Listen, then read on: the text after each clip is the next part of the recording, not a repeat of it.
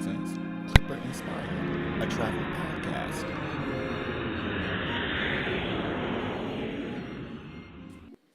This podcast is about Marrakesh.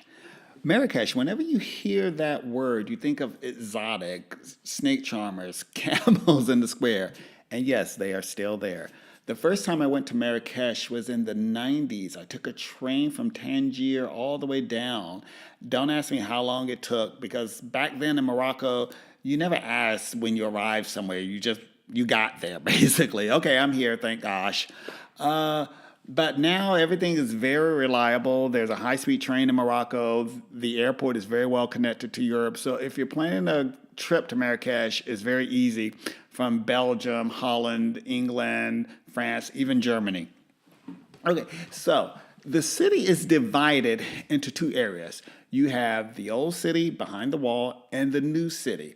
The new city is very interesting because the French built it, and there are these beautiful Art Deco style villas. A lot of them are in disrepair and being torn down. If you're into architecture, definitely check it out.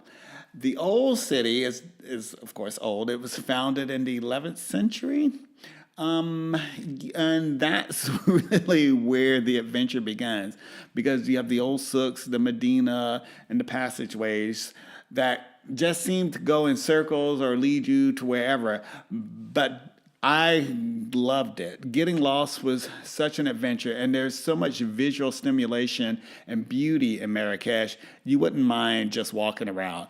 I recommend walking around early in the morning or early in the afternoon, between 9 and 1, for example, and after 5. After 5, everyone goes out for their stroll. Between 1 and 4, the sun is at its peak, and it's very hot. I wouldn't recommend it. Would not, no, definitely not. Just stop somewhere, get a tea, or grab lunch. You can always get couscous or nice tangine. They have little pastry snacks, and there's a lot of French cuisine there too, a lot of French desserts, and of course a lot of Arab desserts.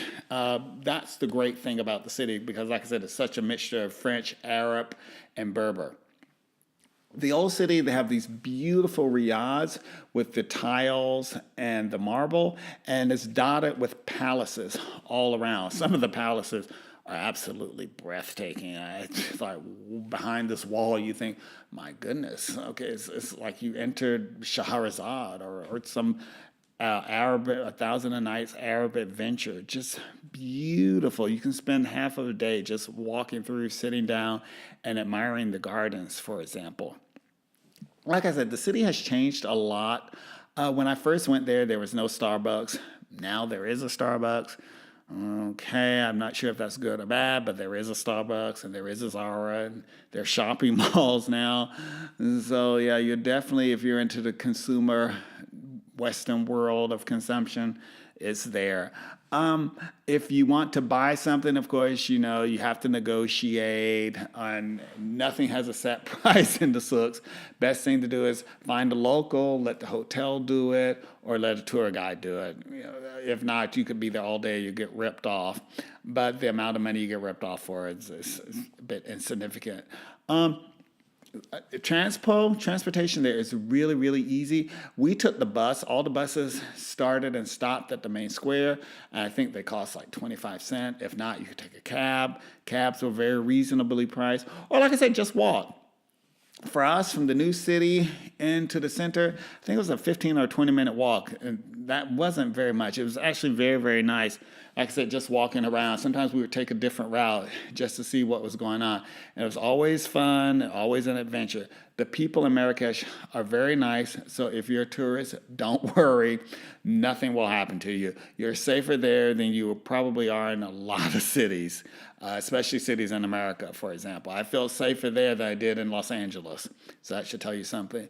A great place to eat, I'm going to recommend some places. This place I'm going to recommend right now is called the Grand Café de la Poste. It's an old post office in the new city. It has great atmosphere and great food. I highly recommend it. It's not really right outside the wall. It's in the new village, new city. But like I said, it's It's one, two, three floors, and there's a club and a little bar and everything. It's really, really nice, and they have an outdoor cafe. But like I said before, in Marrakesh, you'll find a lot of outdoor cafes. You will find your spot to hang out in. I think the new city has the more interesting fusion cafes and bars.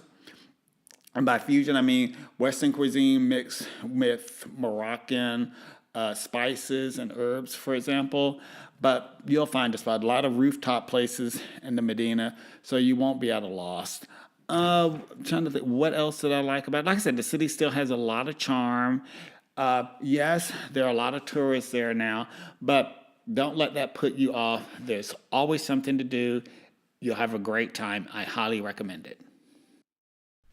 Stay tuned for another Clipper Inspired podcast